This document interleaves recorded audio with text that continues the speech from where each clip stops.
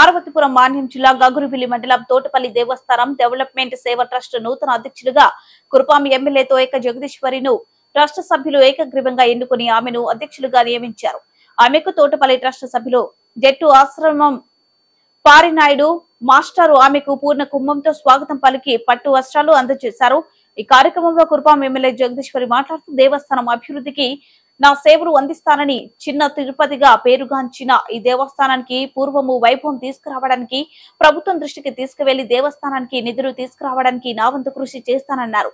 దేవస్థానంలో పెద్ద ఎత్తున వివాహాలు జరిగేవని, గత 5 సంవత్సరాల్లో ఆ పరిస్థితి కనిపించలేదని, దేవస్థానం అభివృద్ధి జరగకపోవడం బాధకరంగా ఉందని, మనమందరం కలిసికట్టుగా పార్టీలకు అతీతంగా ఈ దేవస్థానాన్ని అభివృద్ధి చేద్దామని తెలియజేశారు. ఈ కార్యక్రమంలో ఆమె చేతుల మీదుగా అన్నదాన సత్రం శంకుస్థాపన జరిగింది. తర్వాత తోయగ జగదీశ్వరి ఎమ్మెల్యేగా గెలుపొందిన తర్వాత తోటపల్లి దేవస్థానంలో 101 కొబ్బరికాయలతో మొక్కు తీర్చుకున్నారు.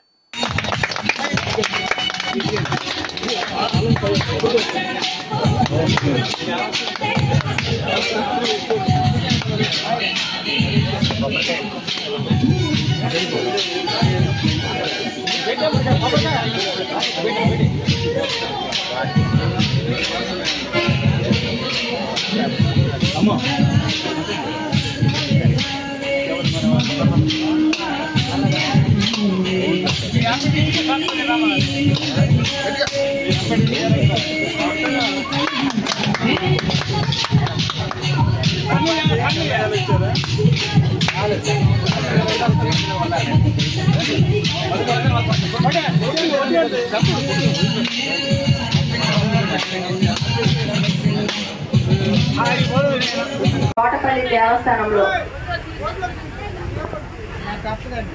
దేవుని కోసం ఈ సమావేశం ఏర్పాటు చేసినటువంటి తోటపల్లి దేవస్థానం డెవలప్మెంట్ ట్రస్ట్ సభ్యులకు, అలాగే ఈవో గారికి, అలాగే స్థానిక సర్పంచ్ గారికి, స్థానిక ఎంపీటీసీ గారికి, అలాగే ముఖ్యంగా ఈ ట్రస్టుని మొదటి నుండి చివరి స్థాయి వరకు ఉన్నంత వరకు మరి జట్టు పారినాయుడు మేస్టర్ గారికి, అలాగే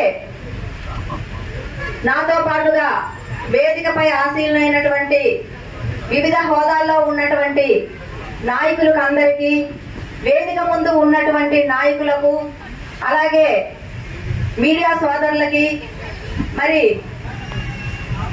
మన శ్రీ వెంకటేశ్వర స్వామి భక్తులకు అందరికీ పేరు పేరు నా హృదయపూర్వక నమస్కారాలు తెలియజేస్తాను. ముఖ్యంగా ఒక శుభదినం. ఎందుకంటే దేవుని కోసం మంచి కార్యక్రమం చేసినటువంటి మన డెవలప్మెంట్ ట్రస్ట్ వారికి మరొక్కసారి నేను హృదయపూర్వకంగా నమస్కారాలు తెలియజేసుకుంటున్నాను. ఈరోజు మన ఇల్లుని మనమే చక్కదిద్దుకోవాలన్నట్టు మరి దేవుని దగ్గర మనం ఈ కురుపాం నియోజకవర్గంలో గరుగువిల్లి మండలంలో మరి శ్రీ వెంకటేశ్వర స్వామి, శ్రీరాములు వారు ఉన్నందున మనం ఇదొక పూర్వం నుండే ఒక పుణ్యక్షేత్రంగా భావించినటువంటి పరిస్థితులు అందరూ కూడా మీరు చూశారు. ఈ రోజు చూసుకుంటే మరి ఒకానొకప్పుడు ఇక్కడ ఉన్నటువంటి ఎవరైతే స్థానికులు ఉన్నారో స్థానికులకు అందరికి కూడా తెలుసు, ఇక్కడే వంటలు చేసి తిని వెళ్ళే రోజులు కూడా ఉండేవి.